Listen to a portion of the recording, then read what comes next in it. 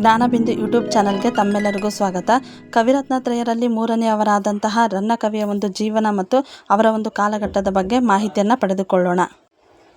ಹಳೆಗನ್ನಡದ ಕವಿಗಳಲ್ಲಿ ಕವಿರತ್ನತ್ರಯರೆಂದೇ ಪ್ರಖ್ಯಾತಿ ಪಡೆದಿರುವಂಥ ಮೂರನೇ ಕವಿ ರನ್ನ. ಇವರ ಕಾಲಘಟ್ಟ ಕ್ರಿಸ್ತಶಕ 949. ಸ್ಥಳ ಬಾಗಲಕೋಟೆ ಜಿಲ್ಲೆಯಲ್ಲಿರುವಂತಹ ಮುಧೋಳ ಎಂಬಲ್ಲಿ ಜನಿಸಿದರು. ಇವರ ತಂದೆ ಜೀನವಲ್ಲಭ, ತಾಯಿ ಅಬ್ಬಲಬ್ಬೆ. ಚಾಲುಕ್ಯರ ದೊರೆಯಾದಂತಹ 2ನೇ ತೈಲಪ್ಪನ ಒಂದು ಆಸ್ಥಾನದಲ್ಲಿ ಇವರು ಕವಿಯಾಗಿದ್ದರು. ಇವರು ಹಳೆಗನ್ನಡದ ಮಹತ್ವದ ಕವಿ ಮತ್ತು ಪಂಪನ ಒಂದು ಸಮಕಾಲೀನರು.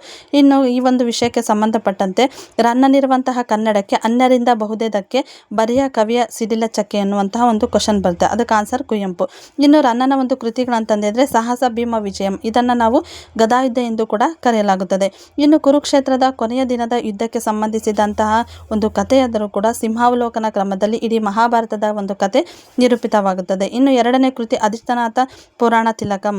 ಅಜಿತನಾಥ ಪುರಾಣ ತಿಲಕಂ ಎನ್ನುವಂತಹ ಒಂದು ಕೃತಿಯಲ್ಲಿ 12 ಅಧ್ಯಯನಗಳು ಕಂಡು ಬಂದಿದ್ದು ಒಂದು ಪುಟ್ಟ ಕಾವ್ಯವಾಗಿದೆ. ಇನ್ನು ಚಕ್ರೇಶ್ವರ ಚರಿತೆ ಮತ್ತು ಪರಶುರಾಮ ಚರಿತೆ ಎನ್ನುವಂತಹ ಕೃತಿಗಳು ನಮಗೆ ಉಪಲಬ್ಧವಿಲ್ಲ.